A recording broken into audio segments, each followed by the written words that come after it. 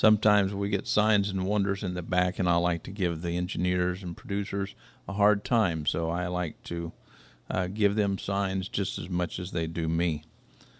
With that said, let's turn to chapter 15 of the book of John and see if we can wrestle with the text a bit. Chapter 15, the book of John, and if you're using a Bible like mine, that is this particular one, it's called the Holy Bible. It's a red letter edition. It's published by Holman Christian Standard Bible.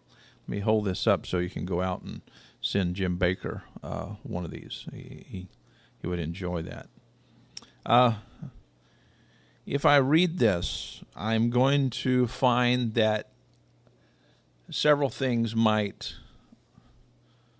come up in your mind as I'm reading this that may send you in the wrong direction. I think most of us have heard, let me repeat that, most of us have heard the story about I am the vine and you are the branches. But the question is Jesus attempting to get these individuals, these disciples / apostles, is he attempting to get these people to be theists?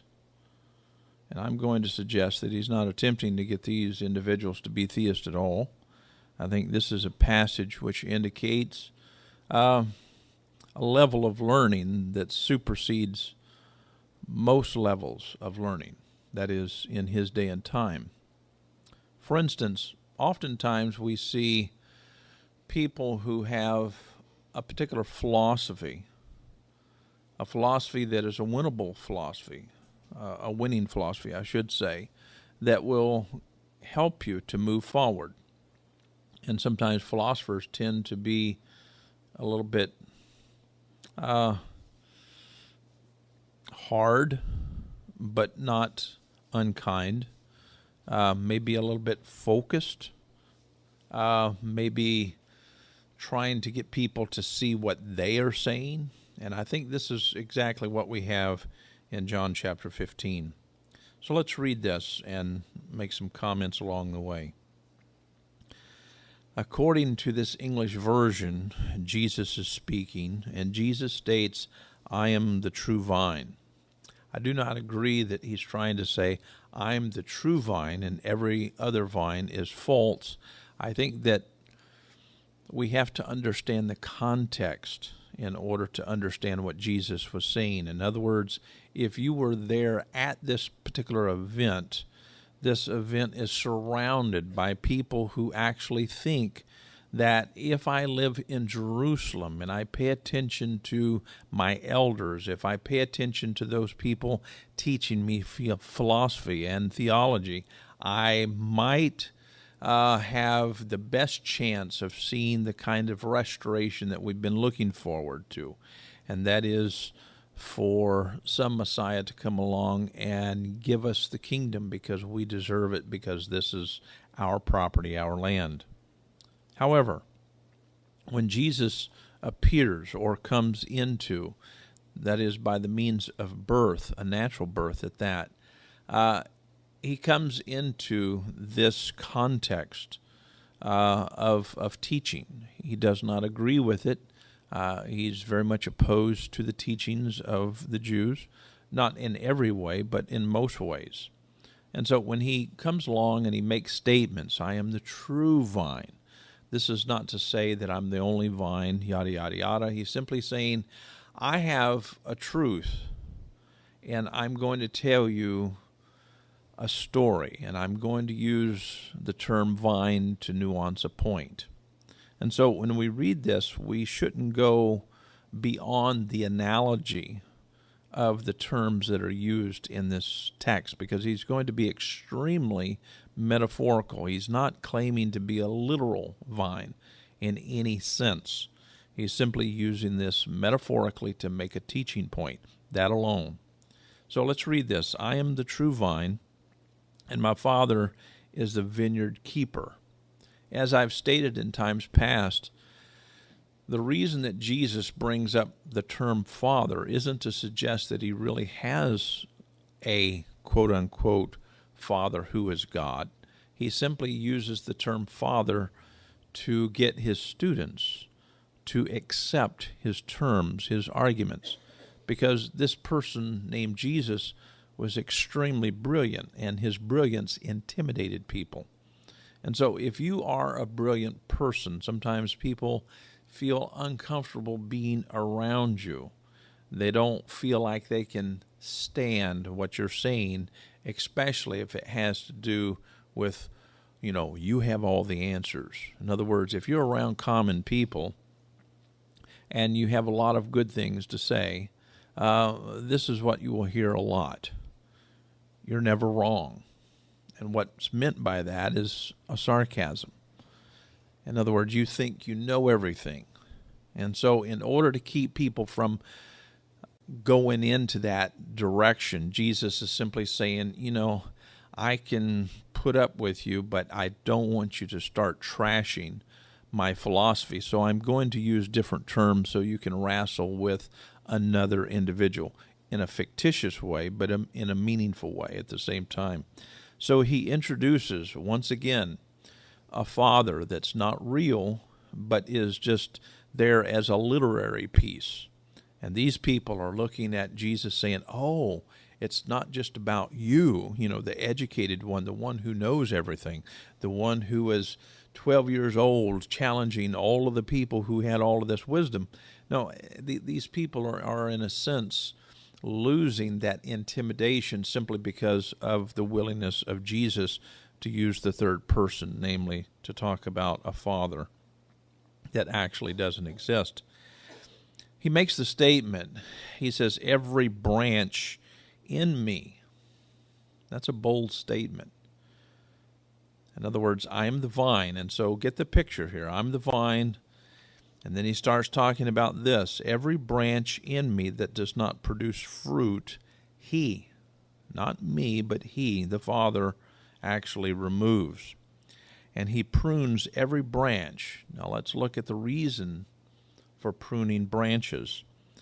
He does this in order to produce fruit so that it will produce more fruit. In other words, Jesus is telling a story about being this vine, attempting to say, hey, listen, if you are one of these branches, if you're in me, I want you to produce not just a little bit of fruit. I want you to produce a lot of good fruit. So these are positive statements. Now, if we continue to read, he states he prunes every branch that produces fruit so that it will produce more fruit. Verse 3, you are already clean. Now, don't go too far with the term clean, because that has an implication in theology, as if, you might be dirty, that is, in a sinful context. That's not what's being suggested here. The context is more along the lines of you don't have it would be like me walking up to someone and saying, your glasses are not too dirty to read. In other words, you have vision. You can see clearly what I'm seeing. And so back in that day and time, if you told someone in Greek the same thing that's being argued by the Apostle John, you're clean enough. You don't have anything that would impede you from learning from someone who can teach you something valuable. So it has to do with maturing. It has to do with an issue of grasping. It has nothing at all to do with righteousness. And so if we can step back for a moment and say, wow, being clean in this context has nothing to do with being righteous, but has everything to do with being capable of seeing what your teacher might be showing you. You can have a better concept of what Jesus is suggesting. He says, you are already clean because of the word I have spoken to you. In other words, the things that I've been teaching you have produced some things in you. In other words, have given you insight. Jesus talked about the blind leading the blind.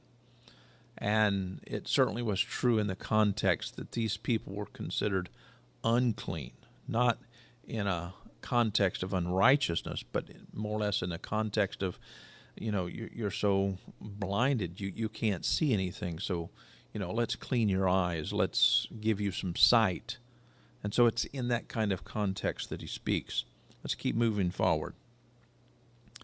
He said, remain in me and I in you, just as a branch is unable to produce fruit by itself unless it remains on the vine. So neither can you unless you remain in me. Now this sounds like a very theological concept in the sense of saying, oh, unless you have me in your life, you can't do anything. And I want to settle this issue, but I'm not going to spend much time on it. Jesus is not saying, without me, you can do nothing. That's not what he's suggesting. But in this context, he's saying, without me, you can do nothing. It reminds me of a professor in a particular class trying to teach, say, chemistry, or maybe just earth science, or possibly just reading. And he turns to the students and simply says, without me, you won't be able to read. And the dilemma that Jesus is facing, that is with all of his relatives are naive enough to think that the kingdom was going to be restored back to Israel. And their plan was to actually conquer and have a government set up.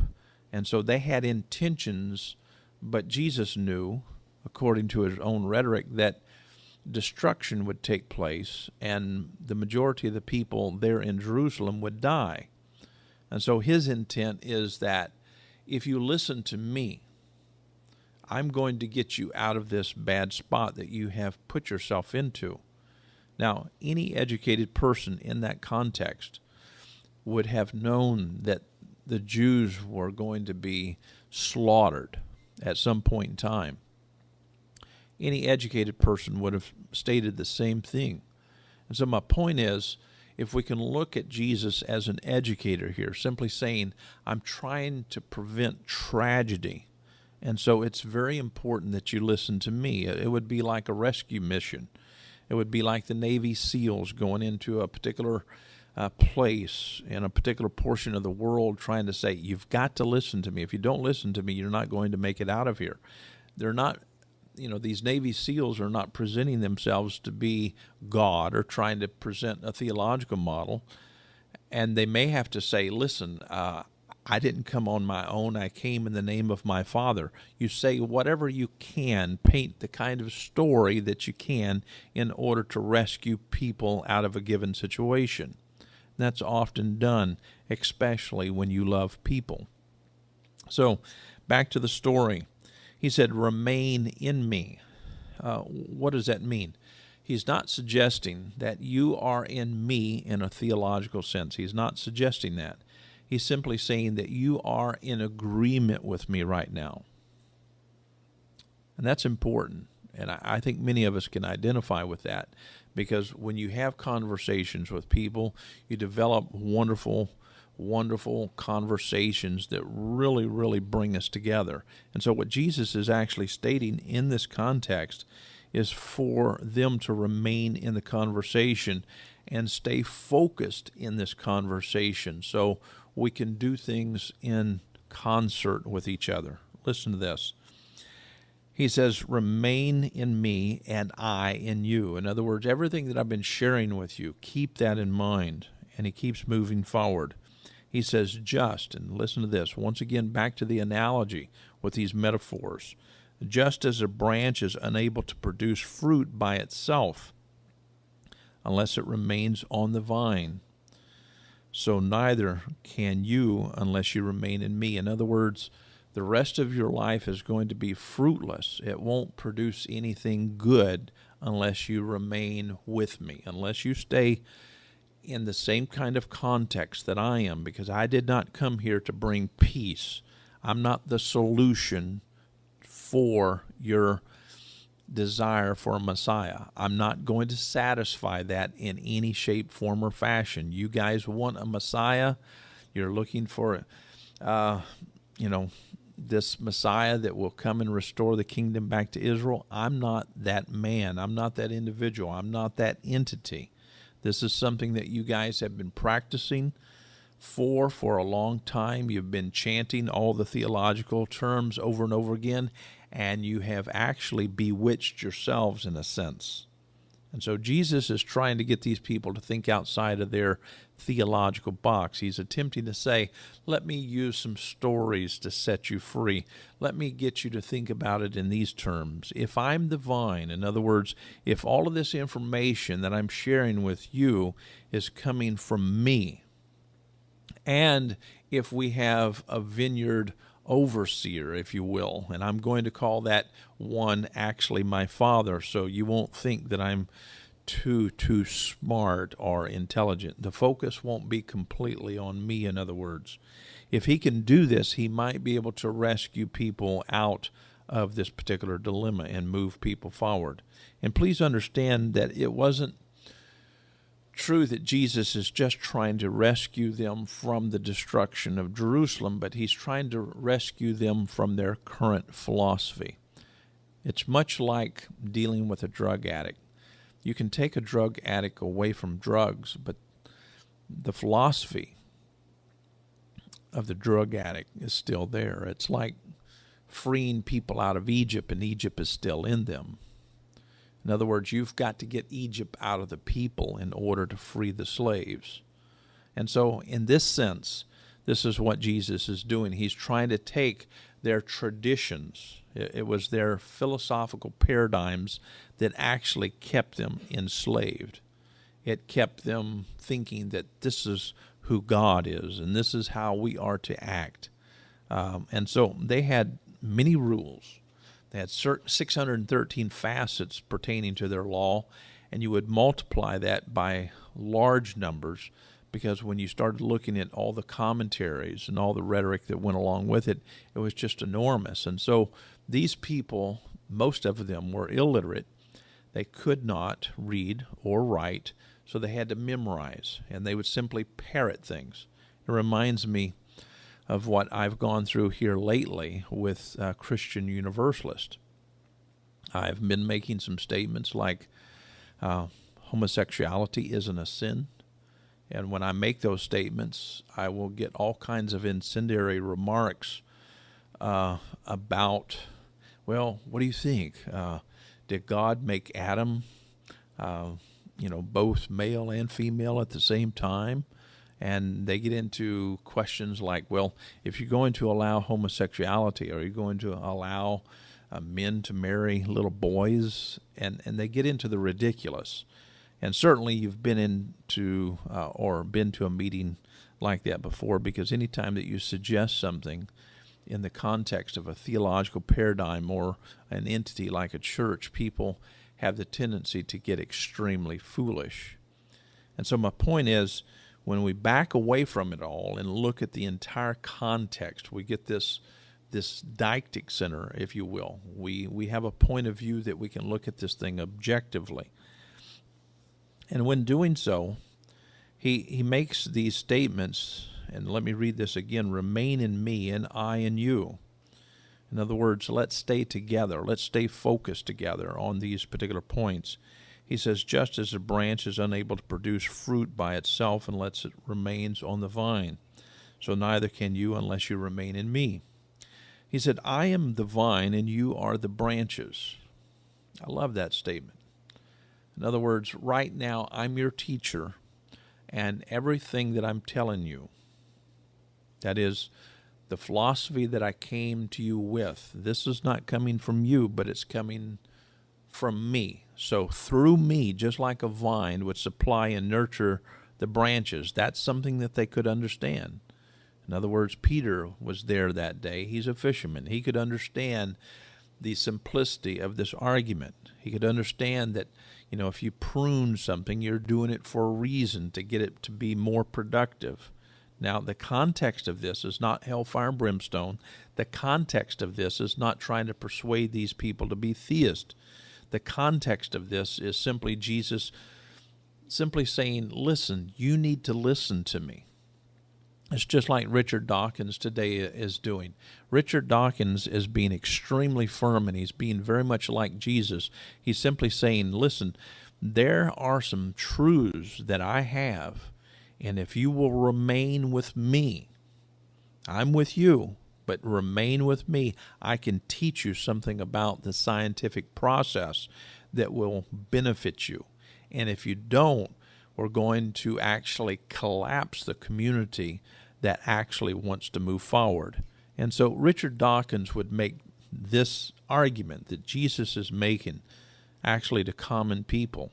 And so we need to look at it like that, because back in that day and time, these people were theologically stuck. They had fixed beliefs, and they had many things that were holding on to them. They were like slaves. This is why in the book of John chapter 8, he tells them, you are slaves and you need to be set free. So he's not treating these people as if they are not enslaved to something. And the same thing is true with Richard Dawkins when he teaches actually lots and lots of theists. He's not treating theists like they're not enslaved to a mindset. He knows that people in theism are trapped, if you will. And if they don't believe in sweet Jesus, they're going to plummet into, the fires of hell. And so, respectfully speaking, we could look at this story and say this is a Richard Dawkins story, someone who is trying to set people free, or a Christopher Hitchens story, someone who is trying to get someone to say, hey, listen, without the philosophy of a Christopher Hitchens or a Richard Dawkins or even a Spong, we need someone who has the intelligence, the brilliance that will actually take us across the bridge. And so the vine in this context isn't necessarily something that Jesus is saying, hey, I'm the only way, and this is the only way that you get a ticket to heaven. That's not what he's saying. This is a ticket to something in a very specific, it's a ticket to something that we all need. And here's the ticket. Let me read the place that Jesus is trying to take these people. Let's look at verse 17, and this will encourage you. Verse 17, he says, this is what I command you, love one another. In other words, he came to his own, according to the first part of the book of John, but his own would not even receive him. Now, can you imagine a group of people? Can you imagine family members who would not receive someone who is as loving and kind as Jesus? We're talking about someone who fed the hungry, someone who clothed people, someone who would raise the dead, turn the water into wine. Now, whether you believe the stories or not is superfluous to my point. If you find someone doing these many things that are so beneficial to your community and to your family, and guess what? He's part of the family. He's part of the heritage. If the only thing that you have in your heart is hatred toward him, and this is what was being done to him, they hated him because he had a philosophy of love. And all of his commandments were wrapped up in one particular mindset. It was love. He said, you can fulfill everything that I want to do for you in your life, that is with my commands. You just need to learn how to love. Not God. He said, you need to learn how to love one another. So this is not a context about trying to teach someone how to love God. Jesus didn't come into the world saying, let me teach you how to love God. He came into the world to say, let me teach you how to love one another. So he's not trying to teach people to be theist. He's actually teaching theists how to love. I love what Jesus is doing. He's not even approaching the atheists in this context. And I'm not suggesting that atheists don't need to learn how to love. They do. But my point is, the people who were doing the most wrongs in this day and time were theists who were filled full of theologies, doctrines that were like this. They had the doctrines of infanticide and genocide and slavery and things of that nature, and Jesus was attempting to cure it. And so in this sense, he was saying, I'm the vine, and you are the branches. In other words, you're dependent on what I teach you in order to get outside of this box that you're stuck in. So back to verse 5. I am the vine, you are the branches. The one who remains in me, and I in him, produces much fruit, because you can do nothing without me. Now, don't go too far with that. He's not saying for the rest of your life you need to always think, without me, you can do nothing. He's not trying to sing that song nor paint that picture of theology. He's simply saying right now in your current dilemma, you need me. Just the same thing can be stated about Richard Dawkins and those types. We definitely need people who know what they're talking about to lead us forward. Verse 6, if anyone does not remain in me, he is thrown aside like a branch. Now, don't go too far with this. The term thrown is a little bit strange, but not strange, not in this context. What happens when you have a vine and you have branches, and you find branches that just don't want to participate? They don't want to produce anything. Is it wrong to prune? You know, most people would say, no, it's healthy to start pruning. It's a good thing because we want to have something that's extremely fruitful. And so in the context, we have to understand that he's not trying to damage anyone, but if you're not going to do everything that you can to participate with the vine, you're just getting in the way. And so in a wonderful context, he's simply saying, if anyone does not remain in me, he is thrown aside like a branch, and he withers. So in a similar way, in other words, he's just trying to create this simile. He's just trying to get us to identify with this particular kind of analogy. He said they gather them, throw them into the fire. Now, the argument would be, and we can spend lots of time here saying, oh, are these people thrown into the fires that purify us?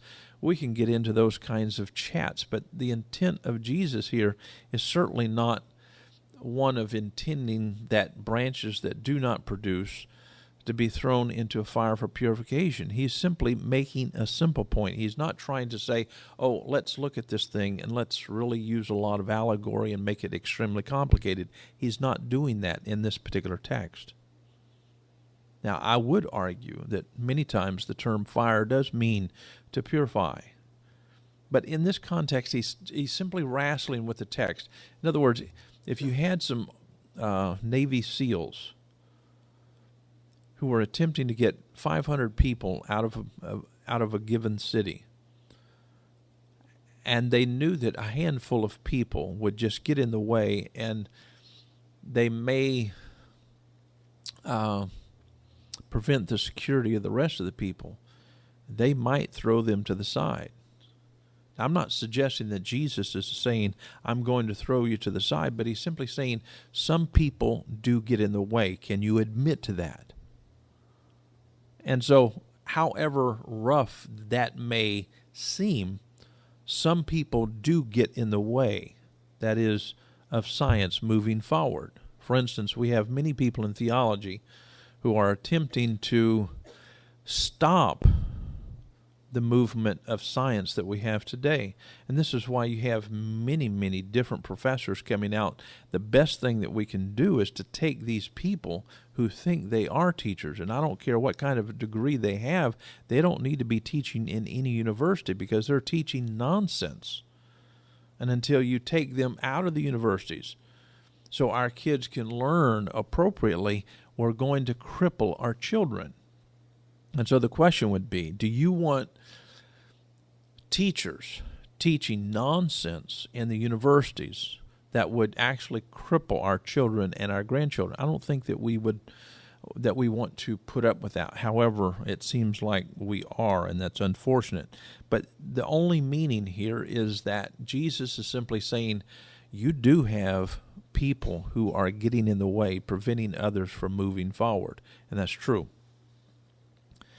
So in verse 7, he states, if you remain in me and my words remain in you, ask whatever you want and it will be done for you. Now, don't go too far with this. This is not a Robert Tilton time, or is it Tilton? If I'm not mistaken, I think that it is.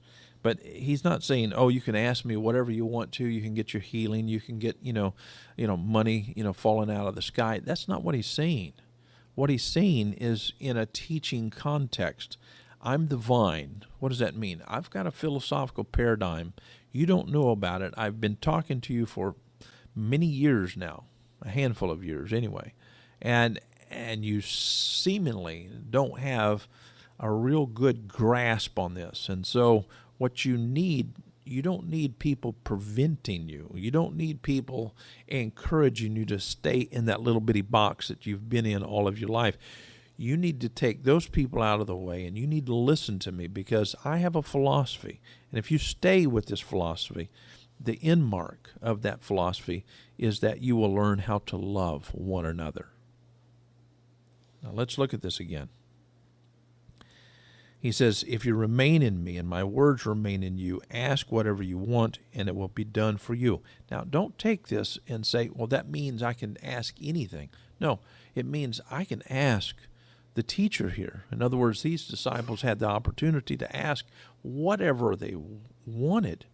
It's like being in a science lab and asking the professor, hey, I've got various questions. Can you answer these things for me?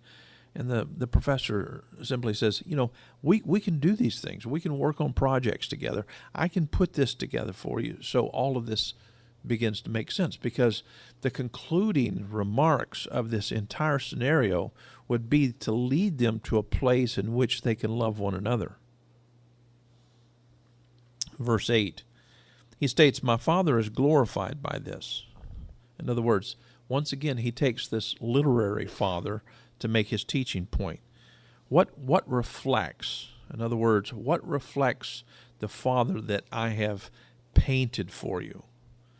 In other words, that you produce much fruit and prove to be my disciples. In other words, we're looking at production here. You don't go to a university and look good, that is, in the eyes of the community, any community, if you go there and learn nothing. If you go there and you become productive, that is, students that can really do something besides just parrot the teacher. If you can learn to think for yourselves, if you can learn to think beyond what the teacher is actually teaching you, that would be marvelous, wonderful. And the same thing can be stated in this context.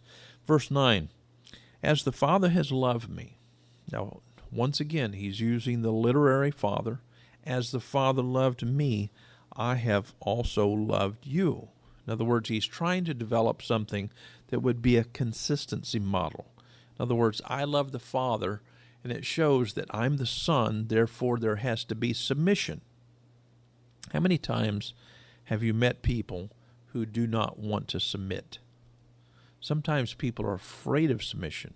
They reject submission, especially when they have yielded their mind to a particular philosophy. In other words, these people had yielded their minds, their wills, all of that over to Judaism.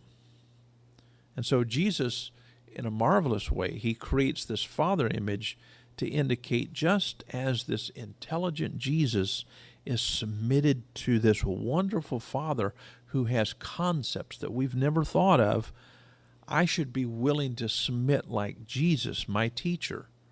Listen to that. I should be willing to submit just like Jesus to that Father, because that Father evidently will father something in me and give me the capacity to love as he loves. Do you see the point? Hopefully so. Because we're talking about an expression that needs to be understood that is coming from the position of Jesus. Jesus is simply saying, if you want what I have, you're going to have to learn how to be submissive. Now, he could have simply said, hey, submit to what I'm saying, period. And ask yourself the question, do you think these people would have been ready to submit directly to Jesus? The answer to that question is no, not according to the context, that is, of which these people were actually living in. They needed something that would give them the freedom of not being so intimidated by it. But they needed some father figure, if you will, because in their theology, they thought that Father Abraham was the best father ever. So Jesus paints a different picture of a much better father than Abraham. And so he says, look at my Father. Just as I submit to my Father, the same thing is true in your life. You need to submit to something that's capable of teaching you something. It's just like going to a science class for the first time. You have to be willing to submit to the teachings of a good professor so you can, go A to Z in that particular class. You can't impose so much your will in that class, in other words. So, let's keep moving forward. Verse 9, as the Father has loved me, I have also loved you. Remain in my love. Notice he's bringing up the love word. Verse 10, if you keep my commands, listen to this, if you keep my commands, remember everything that Jesus had been telling these people.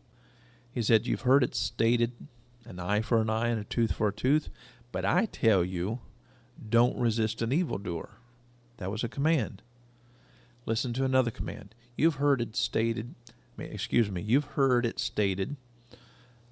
to love your neighbors, but hate your enemies. But I tell you, here's another command. Love your neighbors and love your enemies. Another command. So, what is Jesus teaching here? He's teaching these people, if you keep my commands, if you go through all of the sayings of Jesus, Jesus is using different ways of teaching these people how to be kind, patient, long-suffering, gentle, tender, how to not keep a record of wrongs, how to love their enemies, how to be faithful, how to bear all things, do things like that. These are concepts that the Jews did not have in their day and time. These are the things that they rejected. This is why their relationships, that is, in marriage, were all upside down, because the men basically owned the women, and the women didn't have a choice. It wasn't a mutual thing. This is why the Apostle Paul's writings are so powerful, because most of his rhetoric is in koinonia-styled rhetoric. What does that mean? Koinonia is a term that was basically used in many ways, but one sticks out as a wonderful piece, and it means to jointly participate. In other words, can you imagine having a relationship where both parties jointly participate? This is what I have with my wife. It's awesome. It's not I'm the head of the house and you're not. I'm jointly participating in a relationship. She's just as great as I am. And we treat each other as equals, and we contribute whatever we can. So when we look at this text, is he saying, I'm the vine, you're the branches, obey me, I'm your master, if you want to get to heaven, this is the way that you do it? No, he's not talking about that at all in the context. What he's talking about is actually moving from their paradigm of Judaism, which did not have the capacity of loving their enemies, which did not have the capacity of treating people with dignity and embracing the human condition. What do you mean? When they found someone who was sick, what did they do? They would remove them, stick them on the outside. They were not interested in healing. What did Jesus do when people were sick and afflicted? He would draw them unto himself. He wanted to create that atmosphere of being a physician to people. Many of the ancients, and let's get outside of the Bible for a few minutes, many of the ancients would kill the weak in order to keep the strong moving forward. Jesus came along and he was more interested in protecting the weak. Isn't that wonderful? Taking blind people and saying, let's not push them to the back of the bus. Let's allow them to have a wonderful life. Let's give them sight. Our goal should be to give people sight. Our goal should be to feed people. If a person isn't making as much money as you are, why not share with them what you have? And so these are the commands of Jesus. I don't know why anyone would want to reject the commands of Jesus. Let me state that again. I don't know why anyone would want to reject the commands of Jesus, and I don't know why anyone would not want to be a branch in this kind of scenario, because he's being the most lovable lovable, lovable, wonderful, wonderful, marvelous, wonderful vine, trying to supply something that would be nurturing, that is, to the individual.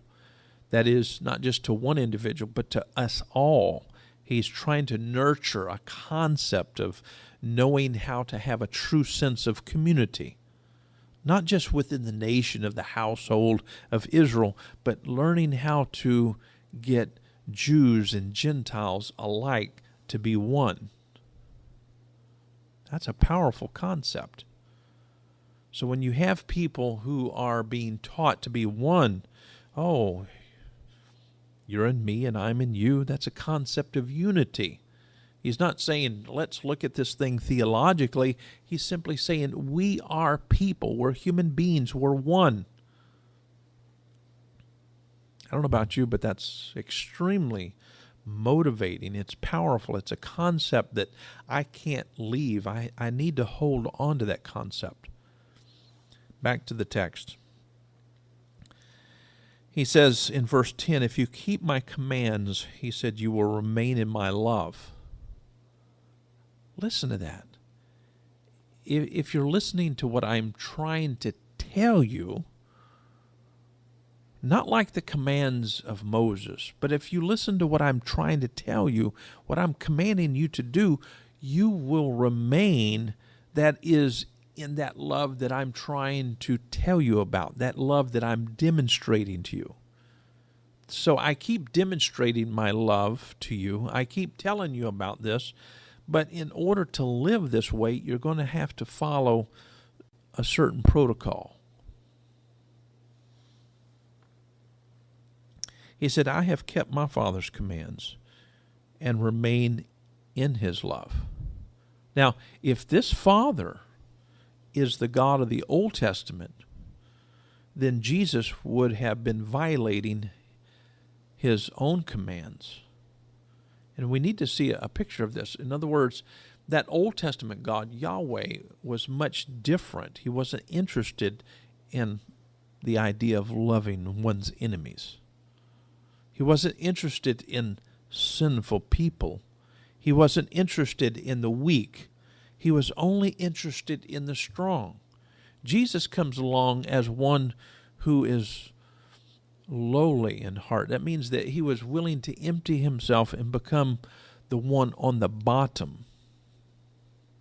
You know, it's wonderful to have leaders, but when you have a leader who is willing to be last, you can't beat it. When you have a leader who's willing to be on the bottom instead of on the top, that's awesome. So Jesus presents himself in a way that says, listen, this is the way that things need to happen in our lives. You don't need to be the first. You can be the last, and that should be fine. You don't have to be the top. You can be the bottom. You can support other people. So, once again, he's trying to teach using this literary father. Look how I need to be submissive. You know, someone knows more than I do, in other words. Don't be so arrogant as to think that you don't need to submit to people. One of the things that I love about my relationship with my wife is our submission towards each other. In other words, I submit to her and she submits to me. And it's in submission that we learn not just one or two things, but we learn everything. That willingness to be able to submit. Now, sometimes you can get into, say, the wrong environment like a church and start submitting to people, and people want to control you. But if you're submitting to someone who's looking out for you, that's a much different picture. But sometimes we don't want to be that, vulnerable.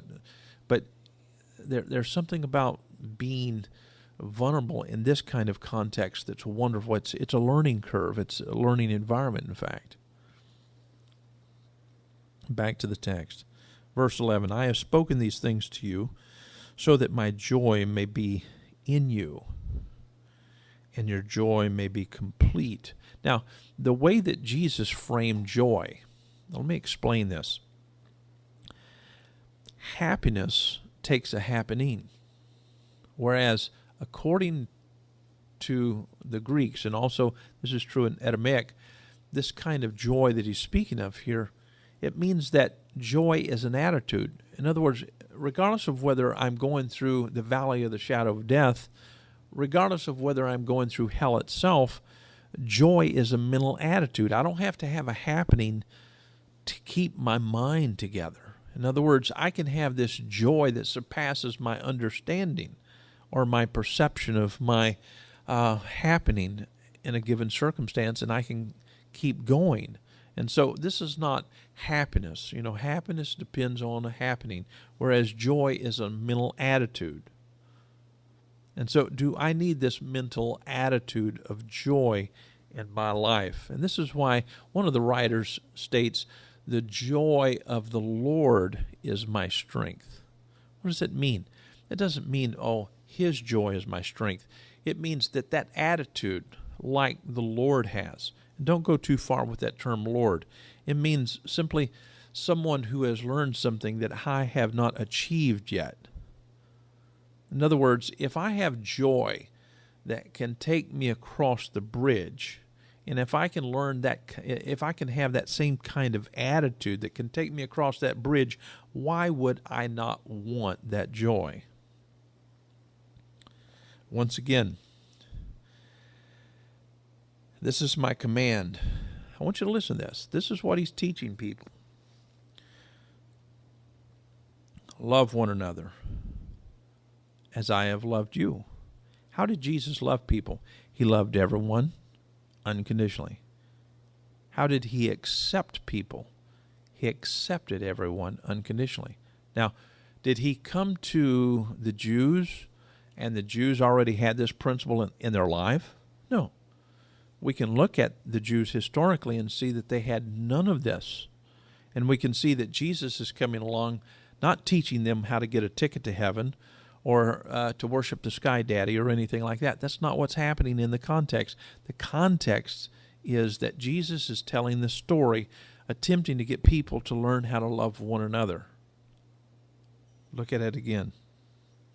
This is my command, love one another as I have loved you. No one has greater love than this. And listen to these terms. He said that someone would lay down his life for his friends. Now, he doesn't say lay down his life for his slaves or lay down his life for those he lords over, but it says lay down his life for his friends. That's very important to understand in the context, because Jesus wasn't presenting himself in this context as anyone more than just a friend. I'm being friendly to you. I love you. Listen to what I have to say. I'm the vine right now. I'm the true vine.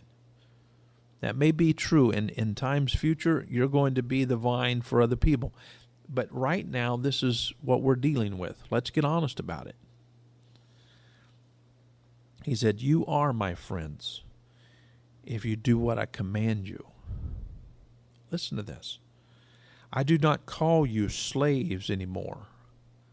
Why would he refuse to call these people slaves? Because a slave doesn't know what his master is doing. In other words, remember the Old Testament passage that states his ways are past finding out? We're talking about a God who is completely without transparency. You don't know what in the world he's doing. So if someone comes your way and says, oh, God's doing X, Y, or Z, you don't know. But in this context, he says that's the way slaves are. They are always in the dark. Listen to this. He said, I have called you friends because I have made known to you everything. So in this context, is Jesus being extremely transparent with his friends? Is he trying to say, oh, I'm your Lord, I'm your Savior, I'm all of this stuff that, people in the future will talk about? And I'm that's obvious hyperbole, but my point is, can you see the foolishness in what we're doing with what Jesus said? That is, in today's theology. Jesus is simply presenting himself as a friend.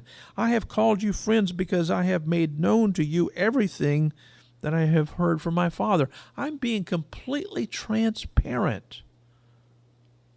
Is transparency in a relationship positive? I would suggest that it is. Listen to this. You did not choose me. In other words, you guys were raised just like I was. We were all raised in slavery. That was part of the doctrines of Judaism. You were raised to believe that you were you had to do X, Y, and Z in order to satisfy God. Keep him satisfied because you didn't know what he was doing. You didn't know. I mean, you just stood in the dark and you were waiting for some kind of command from heaven or from some prophet to come forth, and you were waiting for someone to tell you what to do. And you would just carry out the commands, not like you knew what was going on. You would just carry them out. Remember Samuel going to King Saul and kill all of these people, the men, the women, the children, and even the infants. Now we're talking about with the sword.